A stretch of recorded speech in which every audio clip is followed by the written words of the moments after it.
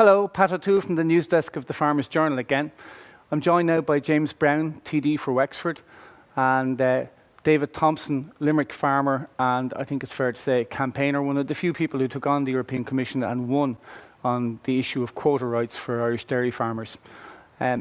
James, I suppose a lot of people will believe that when they talk about the problems caused for our borders by a hard Brexit, they think of our border with Northern Ireland, but in your own constituency in Wexford, effectively we have a trade border because significant amount of trade goes through Rosslare Europort, through the UK to the continent, to the UK and directly to the continent.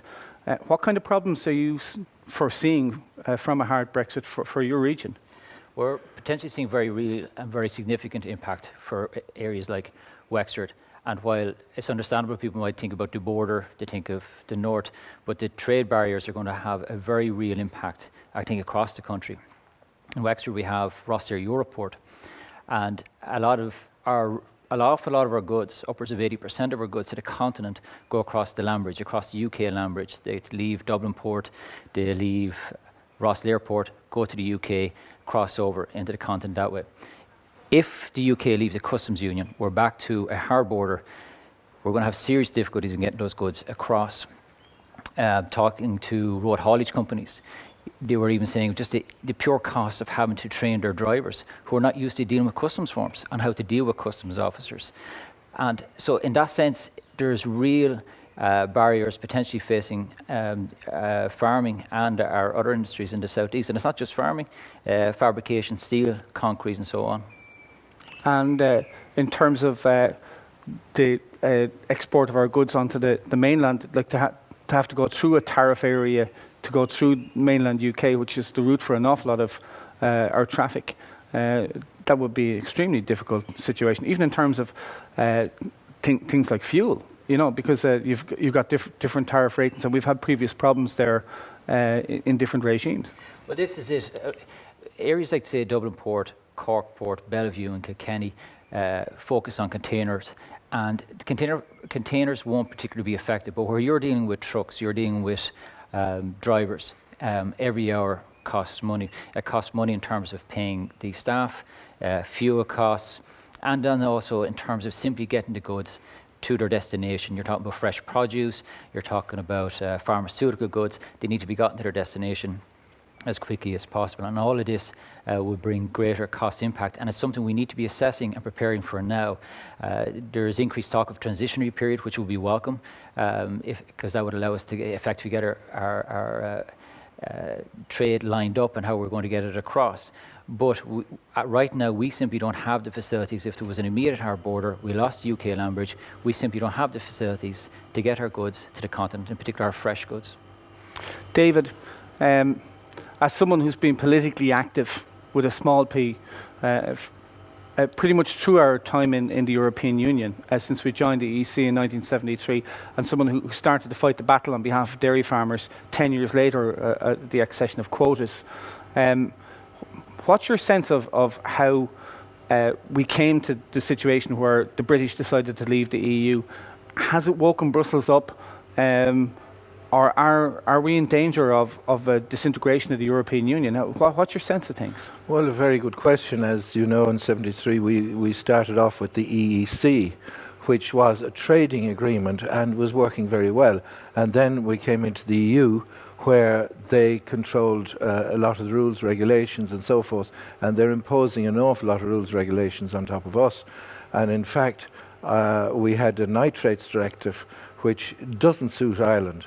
And I did a scientific paper and sent it to the EU Commission, and the Commissioner, the Director of the EU Commission came back to me and stated that the nitrates directive was made a directive rather than a regulation, so that it depended on the competence of the government to get the laws that would suit our climate and our importance of agriculture.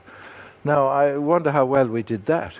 But, you know, the whole thing, we're so tied in, and as has been said here, the amount of our produce that goes to the UK, the amount of our produce that goes through the UK to the EU, it's very frightening. And literally, it's the the whole integration of everything. I mean, agriculture is divided into 3 areas, and we've got to get a policy on each of those 3 and then get one, and I'm sure each of the other thing are divided even into more. So it's a very, very complicated thing, and I think that we're being a bit light on it, certainly here today. It's been sort of, oh, well, they all understand IFA and understand Ireland. But if you are sent out as an MEP or as a commissioner to represent your country, you're going to stand up for your views. And you may have sympathy and everything else for everybody around, but we are 1% of the EU, and are they going to take as much notice? Now, we were dealt very heavy blows during the economic crisis. We had to pay for 48% of Europe's problem, and we only represent 1% of the whole of Europe.